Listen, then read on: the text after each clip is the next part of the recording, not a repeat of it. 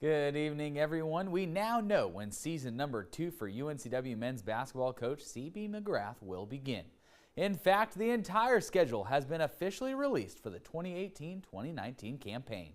Opening night at Trask Coliseum will come on Friday, November 2nd with a 7 p.m. tip time. We knew some of the non-conference games the Hawks would be taking part in, including battles against Stanford Friday, November 9th, and McGrath's return to North Carolina Wednesday, December 5th.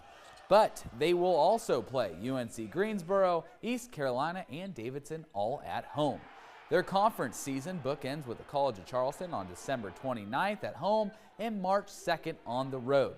The Hawks will host 4 straight home games in January into the first week of February, but they have a 3-game road stretch to end the year at Elon, William & Mary, and Charleston. For the full schedule, head to our website.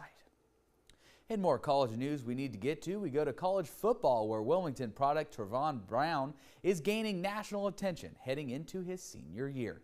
The New Hanover High School product Trevon Brown is one of 50 college football receivers named to the 2018 Biletnikoff Award preseason watch list.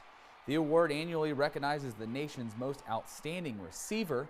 As a junior, Brown hauled in 60 passes for just over 1,000 yards, the 9th Pirate in school history to accomplish the feat. In addition, Brown led the Pirates in 8 statistical receiving categories.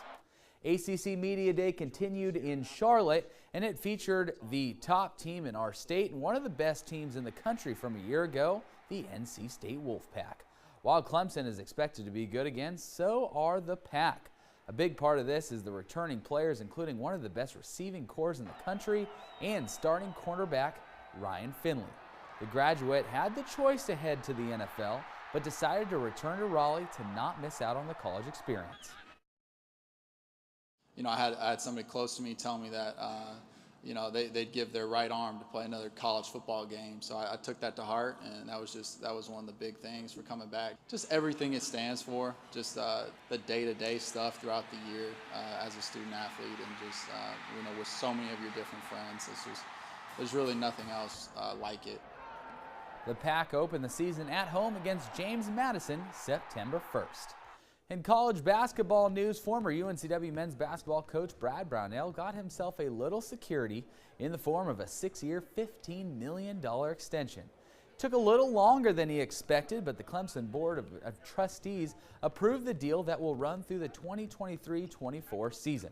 Smart move for the Tigers after Brownell led Clemson to the Sweet 16 for the first time in 21 years, finishing the season 25-10 overall.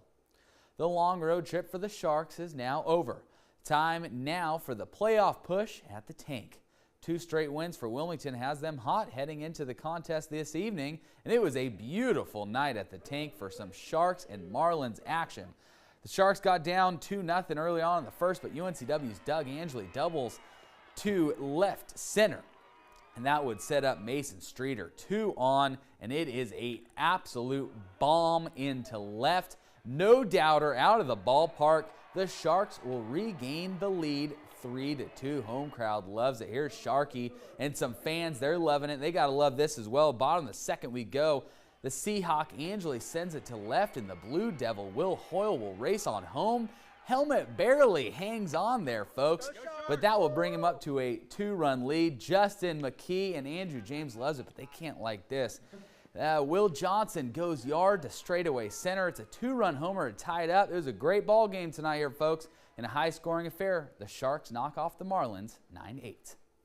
The NFL is changing their course when it comes to the national anthem policy. The league and the NFL Players Association announced they were putting a freeze on the new rule enacted in May.